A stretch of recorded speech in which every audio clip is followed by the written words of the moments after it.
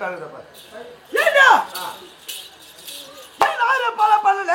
ஆமா அடிக மணிகாலம் இல்ல காசுராஜன் வந்திருக்கீங்க. வந்துருக்கீங்க. டேய் ஏன் நாட்டில் முறையிட்டு பார்த்தாலும் முறையில்லாம வந்து வரீங்க. இதை பெற்ற தாய் தந்தை யார் தெரியுமா? யாருங்க? நாய் அது கணக்கால வீட்டா மையா.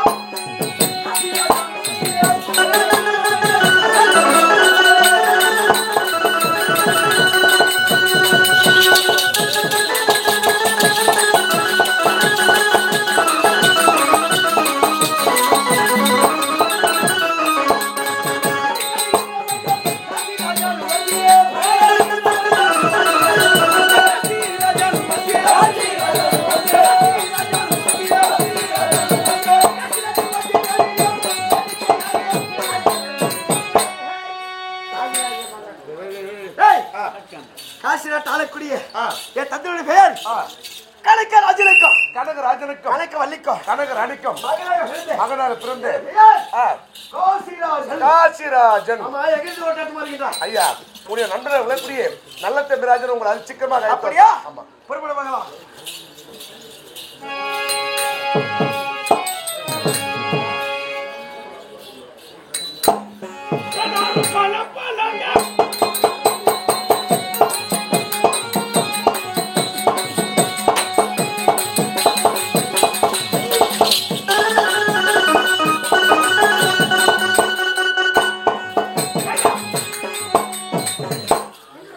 நண்பர் வந்து விட்டார். எங்கே? இதோ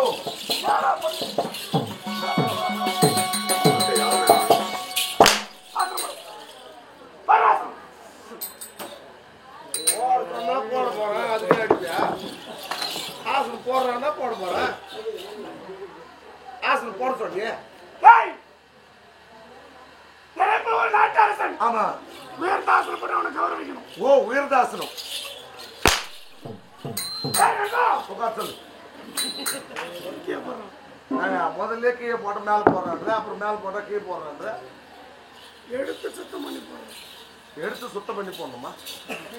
எடுத்துட்டேன், நிமித்திட்டேன், சுத்தம் பண்ணிட்டேன், போட்டேன். இது அமர்ந்த நாட்டு பார்க்கலாம். நான் இதுல உட்காருதா? ஐயா மதுரை நாட்டு ஆண்டு வரக்கூடிய அரசு நீங்க. உங்க இடத்துல நான் மந்திரியாக இப்ப நேற்று வரேன். உங்களை நிக்க வச்சுட்டு நான் இதுல உட்காந்து நான் நாட்டு மக்கள்லாம் காரி காரி துப்ப மாட்டாங்க.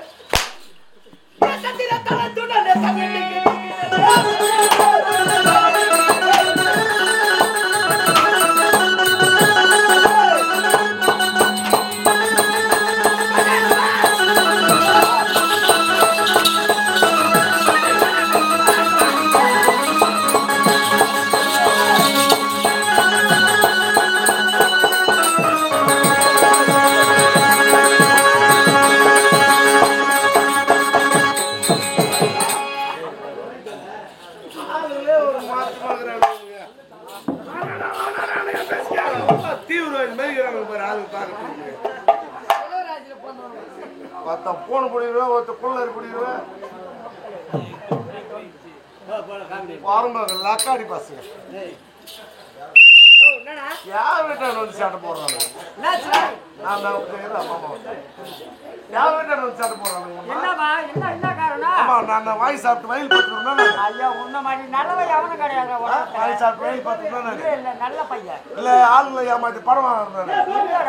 இல்ல சின்ன பசங்க ஏதாவது சாப்பிட்டு அவங்க கிட்ட ஏமாத்தி வாங்குறோம். என் வீட்டான வந்து சட்டை போடுறாங்க. நேரத்தை நல்லா கேளு. கூத்தாட்டி வீட்டுக்கு போனீங்க, என் கொண்டாட்டி வீட்டு உட்காந்து ஐந்து நடக்கிறான். என்ன காரணம்? ஏன்டி ஐந்து நடக்குற? எங்கன்னா அக்கம் பக்கம் வீட்டு சண்டை மாட்டினாடி என்னடி பிரச்சனை கேட்டேன். நான் யாரு விட்டா சண்டை மாட்டலங்க. நீ இப்படி பேக் மாட்டி கூத்துக்கு போயிட்டு உடனே உன் சித்த பெருப்பெல்லாம் சேர்ந்து மாப்பிள்ளை கொடுத்தாரு வர வச்சுட்டு உன் தங்கச்சி கல்யாணம் முடிவு பண்ணிட்டாங்க. ஒரு நல்லதான் செய்திருக்காங்க. நல்ல விஷயம் தான். என்கிட்ட பணம் இருக்குதா இல்ல தெரிஞ்சு தேவையில்லையா? ஆமா, உன்ன ஒரு வார்த்தை கேட்டு இருக்கணும். என் முன்னாடி சொன்ன எனக்கு பக்குன்னு ஆயிடுச்சுமாமா. பணம் இல்லாத காமி உனக்கு கல்யாணம் வச்சுட்டானுங்களே, தங்கச்சிக்கு எப்படி கல்யாணம் பண்ண போறோம்? அப்படின்னு சொல்லிட்டு மன கஷ்டமா துண்ணமால உட்காந்துட்டேன். என் முன்னாடி வாசிப்புல உட்காந்து அழுகிறா. நான் என் மன கஷ்டத்தோட உட்காந்துக்கிறேன். எங்க ஊர்ல ஒரு செட்டியார் பெரிய பணக்காரர். ஆமா, அவர் வராரு, அவர் வேலை பார்த்துட்டு போக வேண்டியதானே.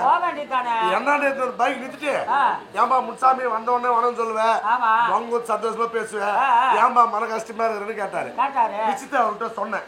என் சித்தம் பெரியப்பெல்லாம் சேர்ந்து என் தங்கச்சி கல்யாணம் முடிவு பண்ணிட்டாருங்க. என்கிட்ட பணம் இல்ல செட்டியார், கல்யாணம் பண்ண முடியாம எங்க காரி முடிஞ்சிட்டு போறோமோ அப்படின்னு சொன்ன உடனே பைக் திருப்பினாரு. நேரம் அவங்க வீட்டுக்கு போனாரு. 2 லட்சம் ரூபாய் பணம் எடுத்தது என் கையில கொடுத்தாரு.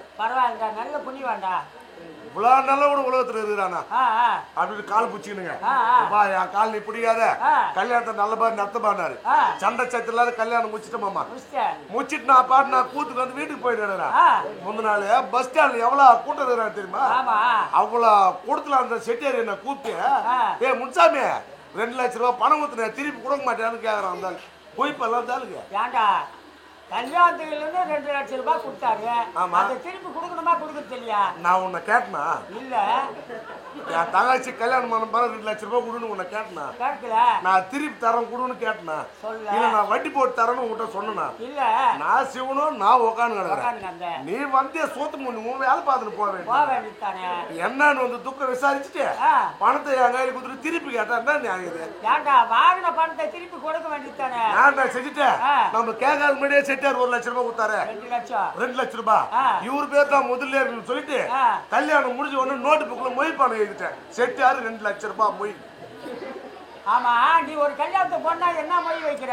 ஏதோ 100-200 மொய் வைப்பேன், சாப்பிடுவேன். எங்க வீட்டுல இருக்கிறவங்க கூட சாப்பாடு எடுத்து வந்துருவேன். ஏண்டா நீ ஒரு கல்யாணத்துக்கு போய் 100-200 வச்சுட்டு உங்க வீட்டுக்கும் சாப்பாடு எடுத்து வந்து சாப்பிட்டு அவருக்கு அது அப்படி போச்சு மாமா. கிச்சோரியா அவருக்கு 2 லட்சம் ரூபாயில 10,000 ரூபாய் மிச்சம் பண்ணிட்டேன். இப்ப பைக் குத்தாதானே தாலி கட்டுறானுங்க. தங்கச்சிக்கு பைக் கட்டணும்னு சொல்லிட்டு 10,000 ரூபாய் ஷோரூம் போனோம்மா. அவனுக்கு எவ்வளவு முன்பணம் கட்ட போறேன்னு கேட்டானுங்க. 10,000 கட்டுறப்பான்னு சொன்னேன். 10,000 நீ முன்பணம் கட்டினா 3,000 ரூபாய் மாசம் டியூ கட்டணும். கட்டிருப்பான்னு சொன்னேன். யாருக்கு பைக்குன்னு கேட்டான். என் தங்கச்சிக்கு பான்னு சொன்னேன். முன்சாமன்னா மாசம் டியூ கட்டுனான்னு சொன்னான். பைக் எடுத்துட்டு வந்துட்டேன். என் மச்சான் ஓட்டி கிடக்குறான். 3 மாசம் கை போச்சுன்னு சொல்லிட்டு ஊட்டான வந்து டியூ கட்டணும் கத்துறானுங்க. எவ்வளவு போய் போகணுங்க. ஏண்டா மாசமான கட்டணும் தானே சொன்ன நீ? ஆமா, கட்ட வேண்டியதானே. ஏமாமா நீ கூட அவனுக்கு மேல இருக்கிறியா? என்னடாச்சு? அவனுக்கு என்ன சொல்லி பைக் கொடுத்தானுங்க? யாருக்கு பைக்குன்னு கேட்டானுங்க. யார் நல்லா கேட்டுங்க, யாருக்கு பைக்குன்னு கேட்டானுங்க. என் தங்கச்சிக்கு பாத்து சொன்னேன். மாசம்னா டியூ கட்டுன்னு சொன்னாங்க. மாசமான டியூ கட்டு. அப்ப என் தங்கச்சி மாசமானா நான் டியூ கட்ட மாட்டேனா? என்னடா பண்ணுவேன்? ஆமா, எனக்கு இந்த அறிவு இல்லையா? ரொம்ப அறிவு தான். நான் வாங்கி சாப்பிட்டு வயல் 10 ரூபா நானு. இல்லப்பா டேய், உன் தங்கச்சி 5 வருஷம் போறது கூட மாசம் ஆகுறா. அப்பவும் கட்டாத. அப்பதான் கட்ட முடியும். அப்ப என்னதான் ஆச்சு? நான் என்ன செஞ்சுட்டேன்னா இவனுக்கு மாசம் டியூ கட்ட சொன்னானுங்களே. 3 மாசம் 9,000 பாயிண்ட் வச்சு சுத்தி கிடக்குறேன். என் வீட்டுக்கு என் தங்க உன்னை எதற்காக வரவழைக்க தெரியுமா? என்ன கருதா சிறு வயதில பள்ளி படிப்பை முடித்து நாடு திரும்பிய போது விதியில் வசத்தால் எனக்கு திருமணம் முடித்து விட்டேன். திருமணம் முடியாது. என்னை அழகை நண்பர் வந்திருக்க ஆசீர்வாத தகையே சென்று தங்கை சந்தோஷம்.